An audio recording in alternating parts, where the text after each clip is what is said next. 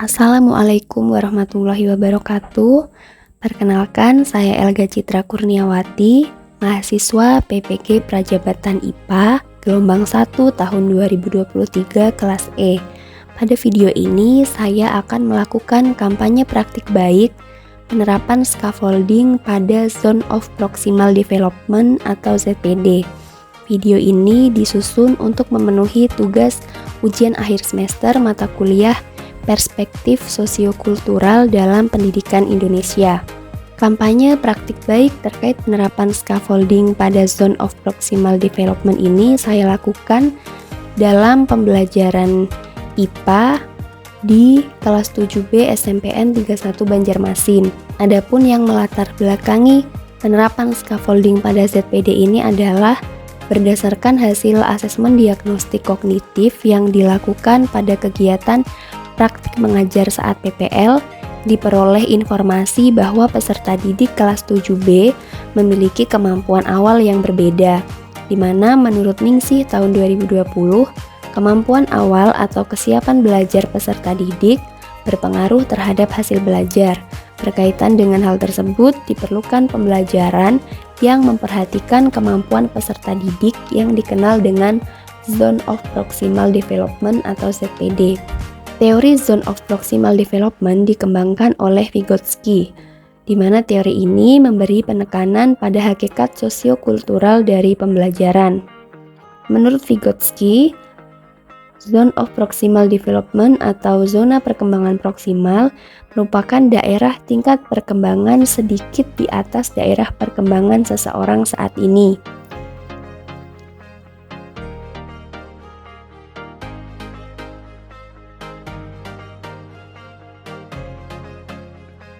Selanjutnya adalah scaffolding. Proses scaffolding dilakukan guru untuk membantu peserta didik menuntaskan tugas atau konsep yang pada awalnya tidak mampu mereka peroleh secara mandiri. Secara umum, scaffolding dapat bermakna sebagai bantuan apapun yang disediakan guru dalam upaya mempercepat pemahaman belajar peserta didik. Bantuan atau dukungan yang disediakan guru tersebut merupakan batu loncatan menuju pemahaman peserta didik. Selanjutnya adalah intervensi terkait penerapan scaffolding pada Zone of Proximal Development. Seperti yang sudah dijelaskan sebelumnya bahwa scaffolding berarti upaya guru untuk membimbing peserta didik dalam upayanya mencapai suatu keberhasilan. Bantuan yang diberikan guru ini dapat berupa petunjuk, peringatan, dorongan, menguraikan masalah ke dalam bentuk lain yang memungkinkan peserta didik dapat mandiri.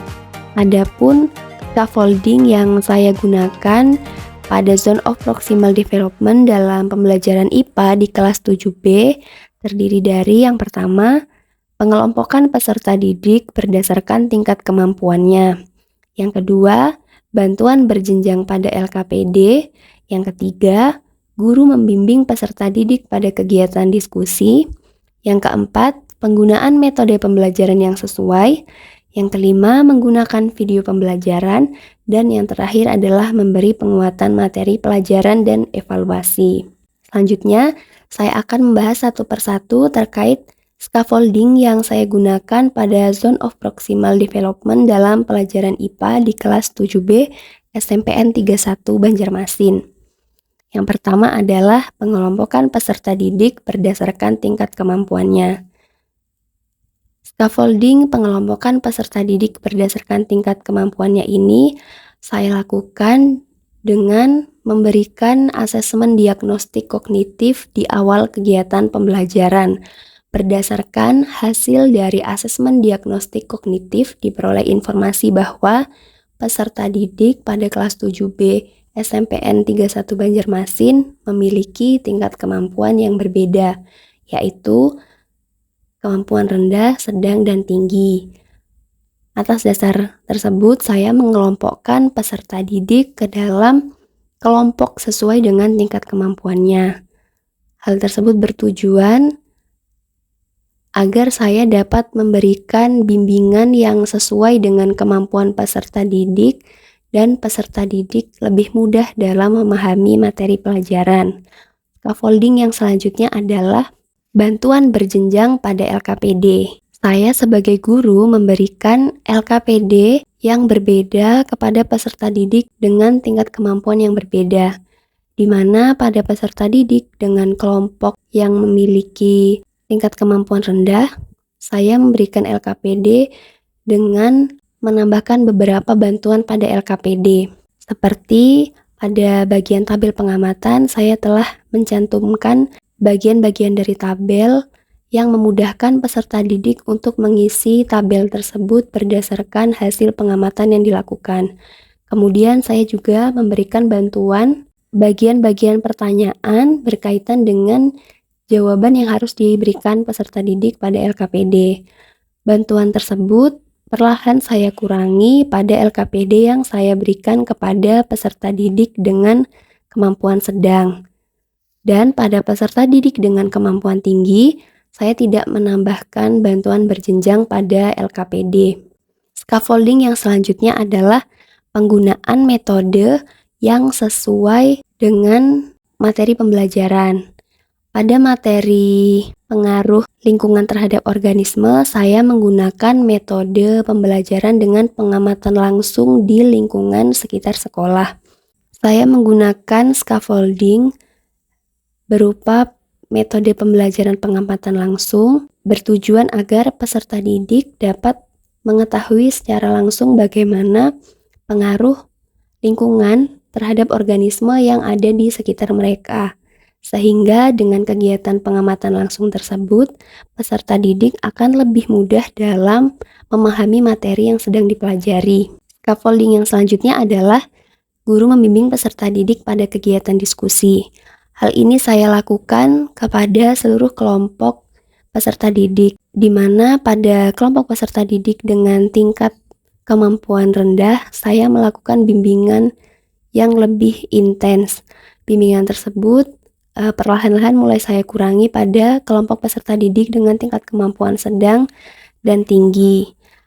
Bimbingan yang dilakukan guru kepada peserta didik ini dapat membantu peserta didik dalam mengatasi masalah ataupun hambatan dalam kegiatan pembelajaran dan dapat membantu peserta didik untuk lebih mudah dalam memahami materi pelajaran. Scaffolding yang berikutnya adalah menggunakan video pembelajaran. Scaffolding berupa penggunaan video pembelajaran ini saya pilih karena melalui video pembelajaran peserta didik dapat mengamati suatu hal atau objek yang tidak mungkin untuk dilakukan atau diamati secara langsung. Contohnya pada materi persebaran keanekaragaman hayati, saya menggunakan video pembelajaran terkait dengan persebaran keanekaragaman hayati. Dari video tersebut, peserta didik dapat mengetahui bagaimana persebaran keanekaragaman hayati yang ada di Indonesia bagian barat, tengah maupun timur. Selain itu, dengan menggunakan video pembelajaran dapat membantu guru dalam menjelaskan materi pembelajaran kepada peserta didik. Scaffolding yang terakhir adalah memberi penguatan materi pelajaran dan evaluasi. Pemberian penguatan materi pembelajaran dan evaluasi ini saya lakukan setelah peserta didik melakukan kegiatan diskusi dan presentasi. Tujuannya adalah supaya peserta didik mendapatkan pemahaman yang lebih mendalam terkait materi pelajaran yang sedang dipelajari. Adapun hasil yang dicapai terkait penerapan scaffolding pada zone of proximal development antara lain adalah yang pertama, peningkatan kemampuan pemahaman peserta didik terhadap materi pelajaran dan kemampuan memecahkan masalah. Yang kedua, peserta didik terlibat aktif dalam kegiatan pembelajaran. Yang ketiga, peningkatan hasil belajar. Yang keempat, menciptakan lingkungan belajar yang nyaman bagi peserta didik. Dan yang kelima, dapat meningkatkan motivasi dan kepercayaan diri peserta didik. Selanjutnya adalah pembelajaran dan replikasi terkait penerapan scaffolding pada Zone of Proximal Development atau ZPD. Penerapan scaffolding tidak terbatas pada satu bidang studi ataupun materi dan dapat diadaptasi ke berbagai konteks pembelajaran. Misalnya pada materi sains yang lain, guru dapat memberikan dukungan dalam eksperimen sains melalui demonstrasi, pertanyaan yang mendorong, dan bantuan dalam analisis data. Berdasarkan hal tersebut, dapat disimpulkan bahwa Penerapan scaffolding yang sesuai oleh guru dapat membantu peserta didik mengembangkan keterampilan dan pengetahuan yang lebih mendalam, serta mendorong keberhasilan peserta didik dalam pembelajaran. Sekian yang dapat saya sampaikan terkait dengan kampanye praktik baik penerapan scaffolding pada Zone of Proximal Development atau ZPD. Semoga bermanfaat.